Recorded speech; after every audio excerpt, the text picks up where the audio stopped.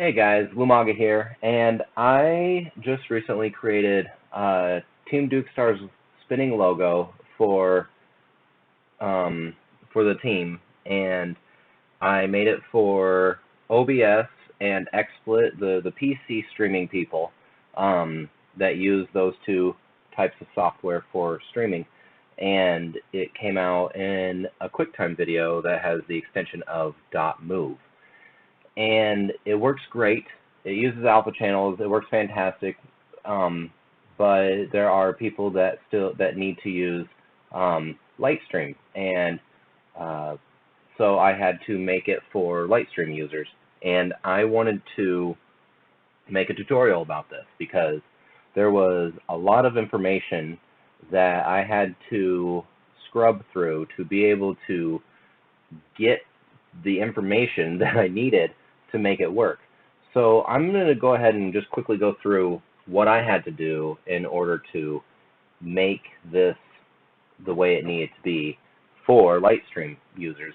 And in order to do that, we're going to cover very quickly what alpha channels are, just an overview. .move, exporting as .move, you're going to get to see my workflow a little bit more than what I was originally planning on doing, but that way it'll cover that too.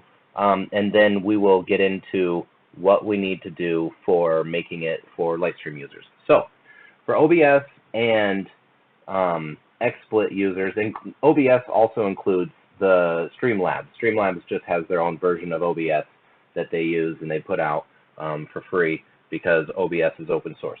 But so I'm just going to say OBS.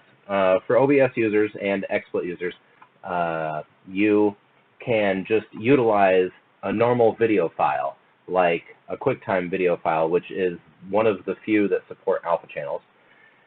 And you can make it so that way, when I created this and when I created this, you have to create an EXR or a PNG file sequence to be able to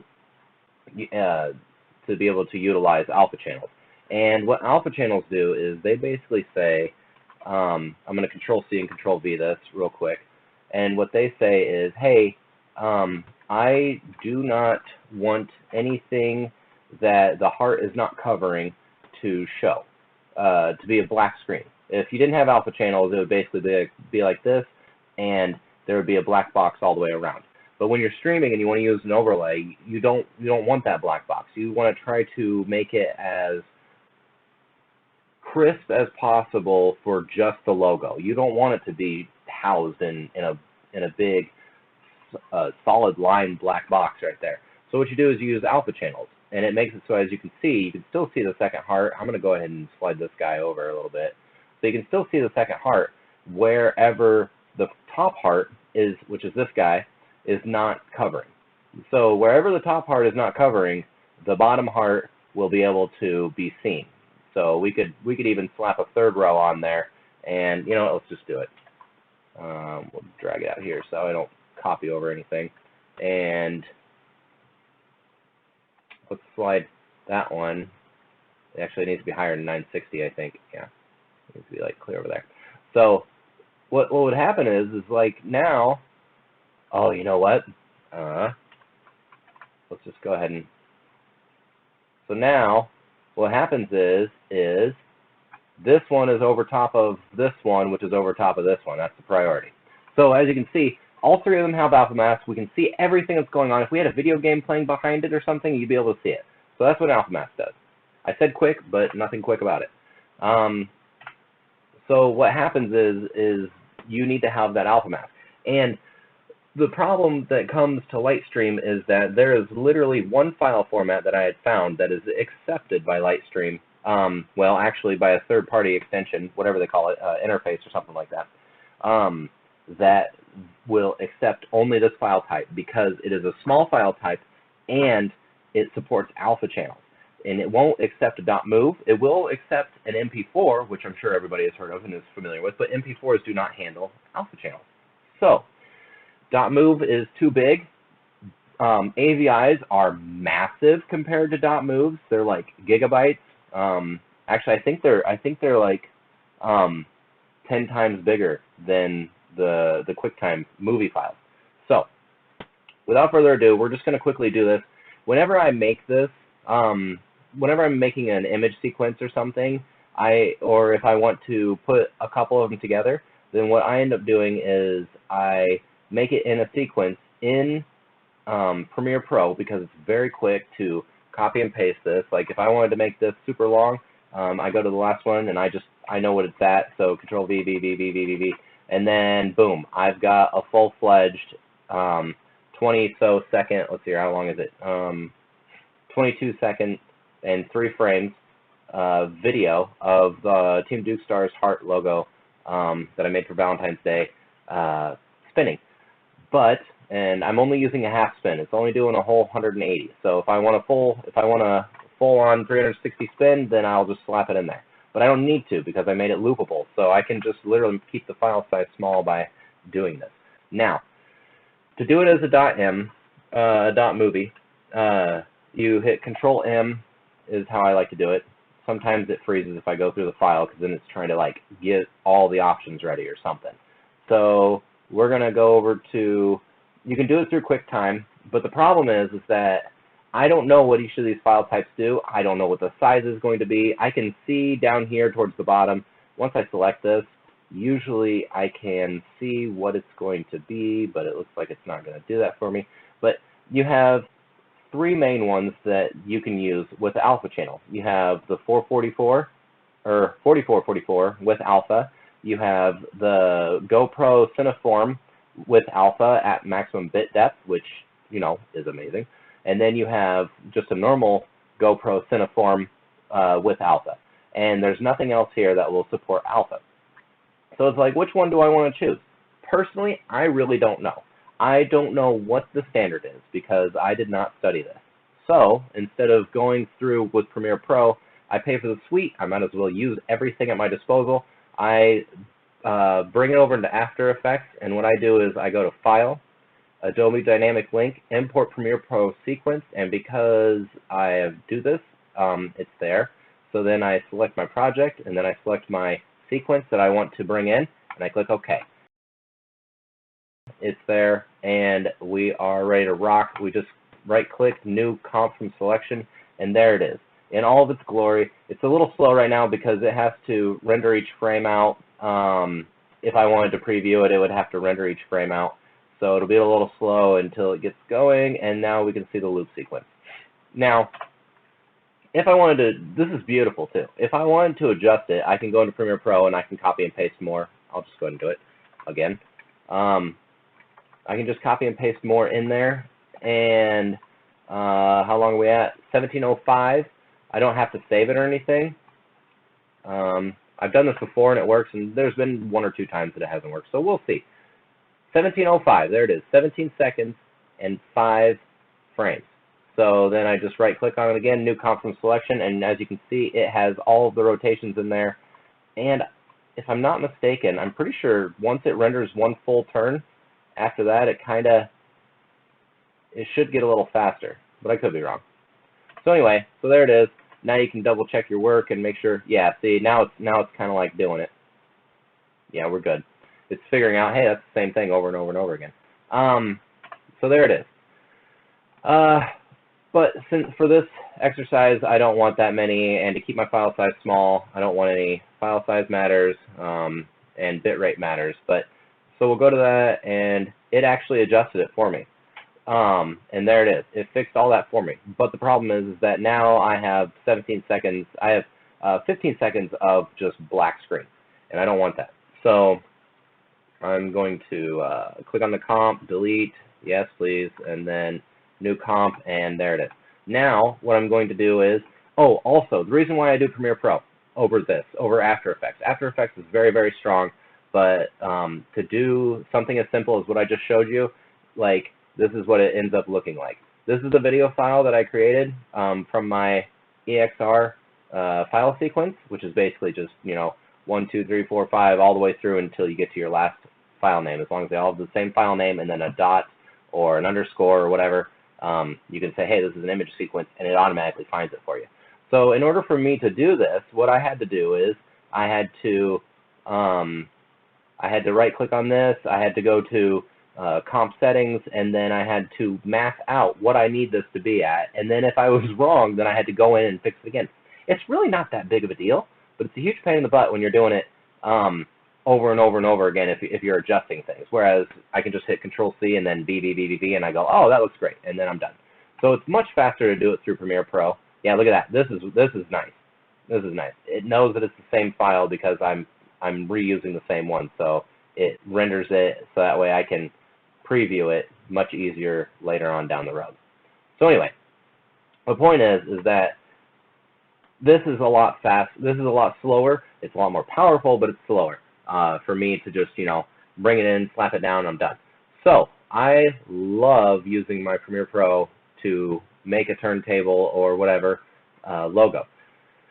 Then I go to File, Export, Add to Render Queue. It has to be Render Queue because otherwise Adobe Media Encoder will give you the same exact things as I had in Premiere Pro. This is a little bit different. So I click on, I always have best settings. This is going to somewhere, where's it going to? Tutorial. I created a tutorial folder just for this. This is your Premiere Pro project, the name of your project, so you just know what it is. I'm just going to delete it. I don't really care. And tutorial is where I want to put it. That sounds good. And then I go to lossless. Lossless is amazing, but there are a couple of things that we need to do. We need to change it to QuickTime, and it gives you an automatic QuickTime file type that should be universal with pretty well every program out there. And then you also want RGB and alpha. RGB will give you just the heart with a black background. Alpha will give you just the alpha channel, so that way the heart, like wherever the heart's not touching, and then I'm pretty sure it'll give you like just a white heart-shaped thing as the heart spins kind of thing. But we want RGB and alpha. Sometimes you might need alpha channel for something else, for more video editing stuff. But we don't want that. We want all of our hard work to show off. So then what I do is I just click Render. And After Effects will do it, and sound effect complete. So now we'll go over in our tutorial folder, and there that bad boy is. We can open it up, and there it is. That was a little jittery. That was really jittery. It might be the file type with VLC. I might have to update it. It's been a little while. But that's what it looks like, and that's not the smoothest, but it will be fine because I know it works. I've done it. Maybe it's part of it is. Let's double check it. Let's just double check it before we go any further. Yeah, see how smooth that is? That's how it is. I do think that it's VLC, and VLC's not terribly happy. It'll read it, but it's not happy with it for some reason. So we'll just we'll go ahead and move on, because what I need to do is I need to come back over to Premiere Pro and Control-M on Premiere Pro. Now we're going to start making the .webm file for Lightstream users of the same exact logo. So I already have WebM in here, and you might as well. But if you got it through Adobe, it will not work. There are two things about this. If you get it through Adobe's plugin manager or whatever it's called, then it will not work with Alpha Channel for this reason. It's made for a normal WebM, but not for one that supports Alpha Channel. The other thing about .webm is that you have to run it through Google Chrome. Google Chrome accepts the alpha channel of .webm video files, and it will actually utilize the alpha channel. What is it, Edge?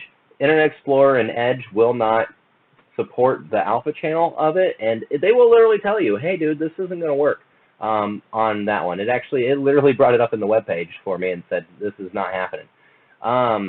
I do not know about Firefox. I have not tested it out, but Chrome is so easy and so well known to most of your average users that more than likely they have it because they prefer it over Explorer or Edge, and if they don't, they can very easily get it to be able to utilize it. And you have to have your Lightstream open in Chrome to be able to get it to work. So here it is, your .webm. Now, the way that you will know if you have the correct WebM extension plugin, whatever you want to call it, is when you scroll down, you got to be in the video tab. You will scroll down. You got your VP9, all that, variable bitrate. You can leave it at 3000. That's a pretty good bitrate, and all of that. But right here, this box right here, if you have the Adobe version, then you will not have this box. And if you don't have this box, then I'm just going to go ahead and jump over to here. This is where you need to go. This is where you get the one that has the alpha channel checkbox right here that you need. And you just click on download Win, download Mac for whatever OS you have, and hopefully you have just hopefully you have one of those, because there's no other options.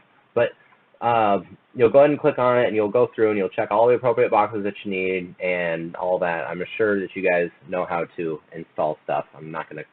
Unfortunately, I don't want to make this too long of a video.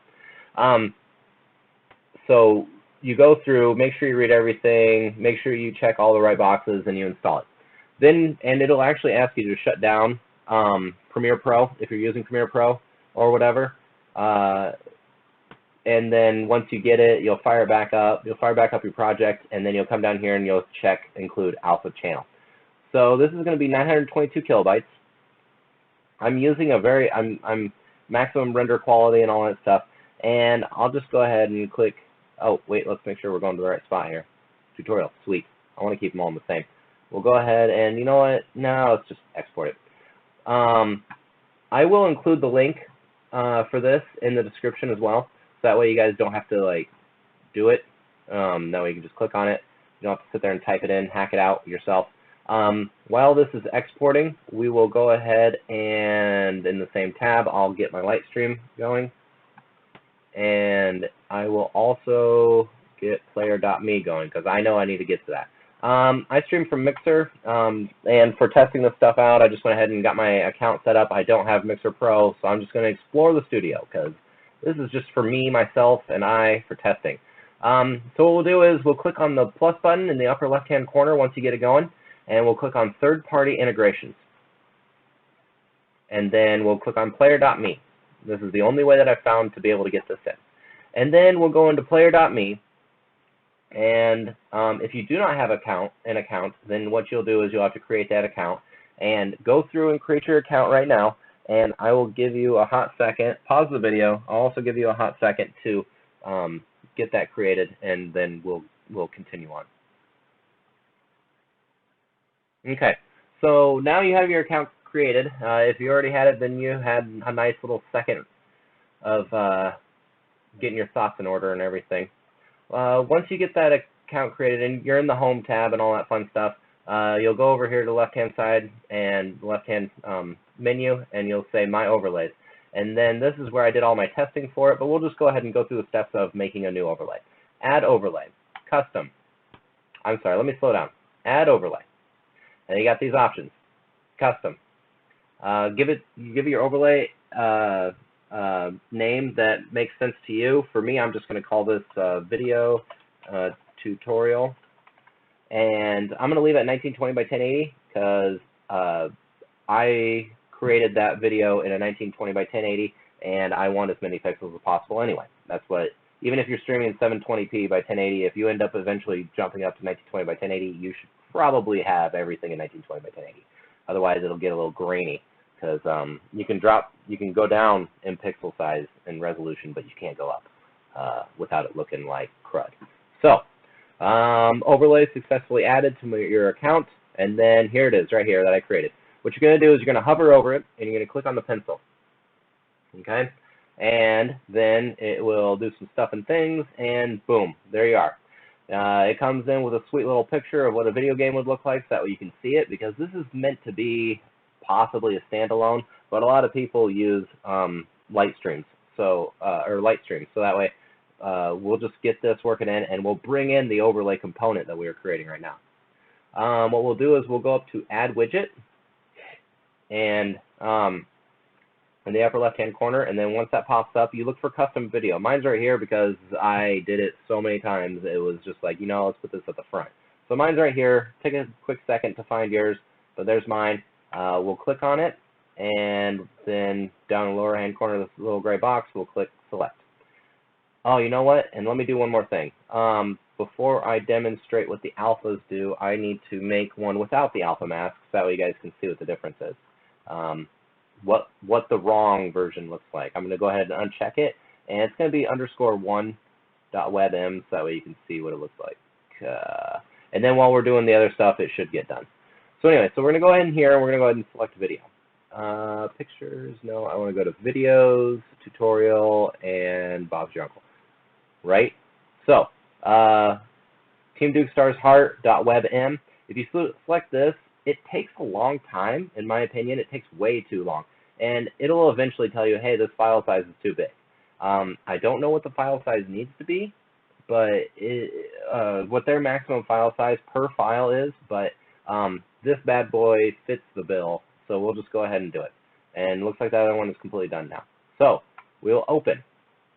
And here's the one with the alpha mask, okay? And we'll go ahead and upload it here in a second. But as you can see down here, we have this boxed in a little bit right here, but it gradients out. It has a gradient that goes up and out. And that is literally just for the toolbar for you to be able to preview and do some of this cool little fun stuff. So there it is, and you can see that it basically blends in with the background of this box when it was empty. And that's what you want. That means that your alpha channel is working. Otherwise, if it doesn't work, we'll click upload, and for some reason it's down and to the right, so we'll go ahead and center it, and there it is. Loop should be checked, and we're good. I'm going to go ahead and turn this off, and I'm going to add the other widget of the wrong video. Go through the same process, but I'm going to do the _1. And this is what it looks like when the alpha channel does not work. So if you get any video type, including MP4, .webm, or whatever, and it looks like this, where it is housed in a black box, then that means that your alpha channel is not working. We'll go ahead and bring it in. And as you can see, it is blocking out everything. No matter what you do, it is going to block out everything. However, here's this bad boy, and you can see through it. So I'm going to go ahead and trash that one, and this guy is ready to go, and I'm going to click Save up here in the upper left-hand corner. I'm just going to leave it full size because it really doesn't matter in the end. This will give you more versatility when you are creating different scenes in your Lightstream video, or your Lightstream overlays and everything, and scenes and all that stuff. So you can utilize this one overlay multiple times if you leave it full size. If you size it down and then you want to use, let's say you size this bad boy down to something like this, like let's just call it about 1/4 right here. So let's just say this is 1/4. It's not quite, but let's just say it's 1/4. And then you want to blow it up to half. Well, when you blow it up to half, there's a very strong possibility that when it's blown up to half, it'll get a little grainy, a little pixelated. It won't look crisp and fresh, and then it'll make your stream look like a lesser quality stream. I mean, let's be honest. I'm going to delete this and re-import it because I want it to be the right size. I'm very, very picky about this. It's just the way I am, so don't judge me. All right, upload. There it is. So everything's back the way it was. I don't care about file size because I'm going to go through and delete everything later. And we'll hit save again. Actually, I didn't even have to do that. I could have just hit save. Or I could have just backed out of it because I saved the original. So in order to do this, to get the link, there's a couple ways to do it. The easiest way from right here is to do settings and copy, close, and then jump over to Lightstream. I'll do that one more time. Settings in the upper left-hand corner, overlay URLs right there, and you say copy and close, and then we'll jump back over to our Lightstream tab, and where we created the player.me overlay, we'll just go ahead and click in there and hit Control-V and enter, and it will bring in your overlay. And this is set. Everything is good. The reason why there's a black box is because they wanted to because this is just black behind there, and we don't have anything else going on. So I'll just go ahead and paste another one in just to make sure to show you guys that it's working. And there it is. There it is. So our .webm is working perfectly. Our our alpha channels are working perfectly, our link is working perfectly. This is how it goes. And then once you start doing it, you guys are probably more well-versed with this than I am. This is at a 1280 by 720, probably because I'm not paying for it or whatever. I don't have Mixer Pro. But so what I can do is I can scale it down, and then, you know, put it wherever I want to, and there you go. Let's go ahead and bring that other one. Let's bring another one back in. So now if I were to move this guy over, and let's bring him down and under. Is that right? No, I want to bring you up. There we go. All right. So now you can see that if this was my game, if this heart right here was my game, then you would be able to see that it's working perfectly. And that's exactly the way we want it. And that's just the way it is right there. So that is how you get your movie into your, how you get it to be a movie, and then that's how you get it into your Lightstream account. So that way it's part of your stream the way you want it to be. If there are any questions, feel free to post them. I'll put my Discord in there as well, so that way you can ask questions or anything, and I'll try to help you as fast as I can. And if there is anything else that I need to cover, feel free to hit me up on Discord or put it in the comments below. Like the video if it helps you, unlike it if it didn't help you, and feel free to subscribe. But I will keep cranking these out as I feel like they are needed. And if anybody has any requests, I will definitely start doing that as well. And we can get the ball rolling on making streams amazing, even more amazing than they already are. Thanks for checking in, and I'll talk to you next time.